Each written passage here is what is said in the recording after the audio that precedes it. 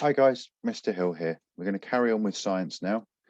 So we're looking at materials yesterday and we had a little bit of a hunt around our houses and found some different materials. We put them into categories. We're going to start looking at the properties of those materials today. So what we're going to need to understand for today is we need to know what a property is.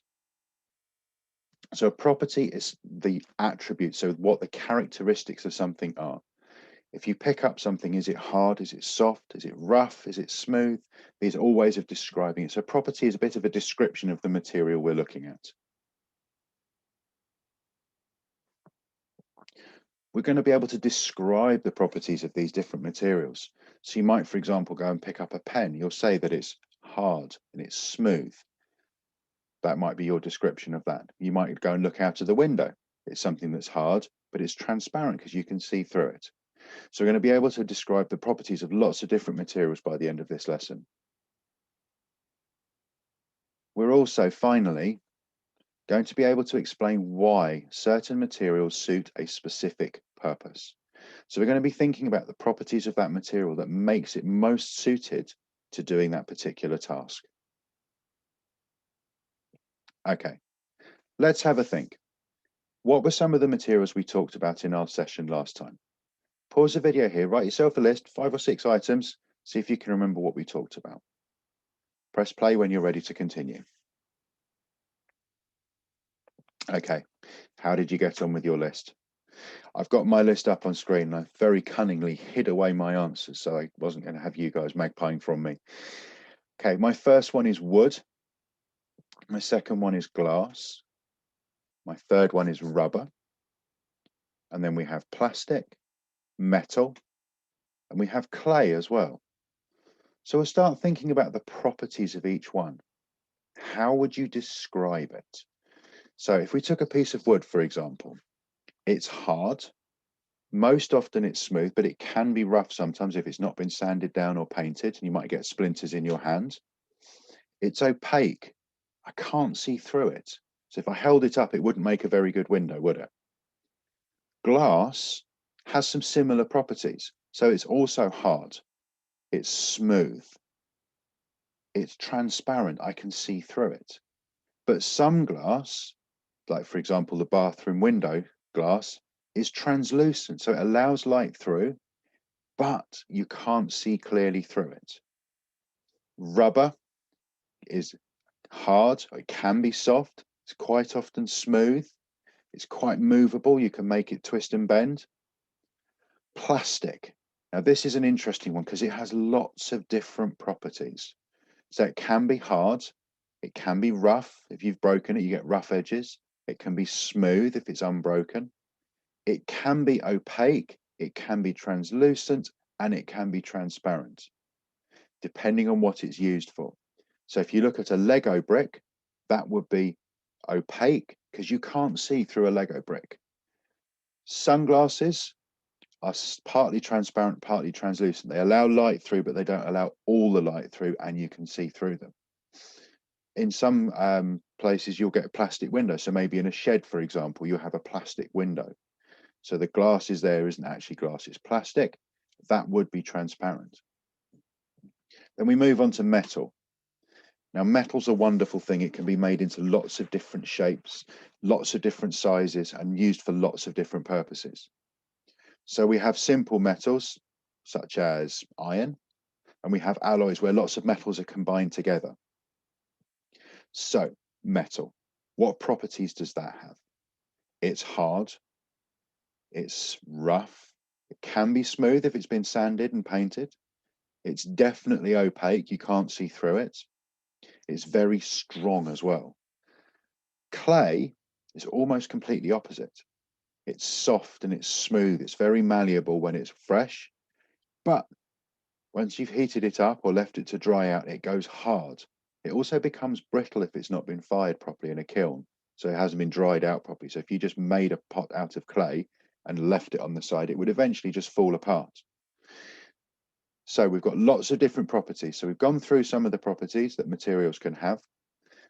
Got a challenge for you. What I would like you to do is go and find 6 different things from around the house. Try and get things made of different materials. Pause the video here while you do this. Press play when you're ready to carry on. Okay, you've got your items. Well done. Here's what I want you to do with them. Using the table below, tick the properties that they each have. So down the left-hand side, you're going to write a column for material. You're going to put a description of what it's made of. Is it metal? Is it plastic? And then you're going to go along and you're going to feel it. You're going to pick it up. Is it hard? Is it soft? Does it bend easily? So if it bends easily, it will go in the soft column. Rub it between your hands. Is it smooth? Is it rough? And then try and look through it. Is it opaque? You can't see through it at all. Is it translucent? Can you see some light coming through it? Is it transparent? See how you get on. Pause the video here to complete your work. Fantastic. Well done, guys. I'm looking forward to seeing your uploads of your tables that you've done today. So moving on, what if? I'm going to ask you some questions now. Why is that helmet not made out of metal? Have a think. Okay, I used to work in construction, so I know why the hard hat's not made out of metal. The plastic is much better at absorbing the shock of something dropping on it. They're there to keep you safe. The metal would clang and ding, it would give you an awful headache, and also it would dent and it would potentially cause more damage to you than if you weren't wearing a hat at all. So the hard hat is made out of plastic, so the helmet is made out of plastic because it's really good at keeping its shape, even though it's been hit with something really hard. That creates much better protection for your head. Another question for you. Why don't we build houses out of cloth? Have a think. Tell you what, write your answer down, and then I'll give you my answer, and you can see how close your answer came. Pause the video here. Okay, what ideas did you come up with? Right.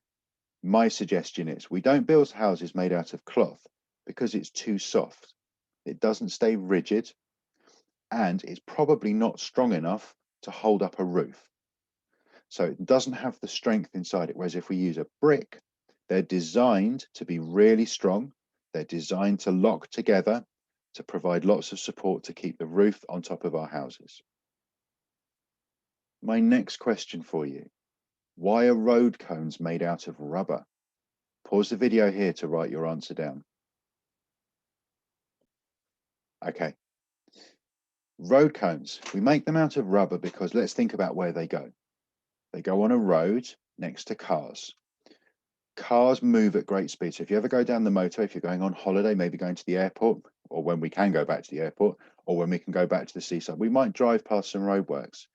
And marking them out will be the bright orange cones that tell you that there's work going on inside that area. Now, think about the speed that a car goes at.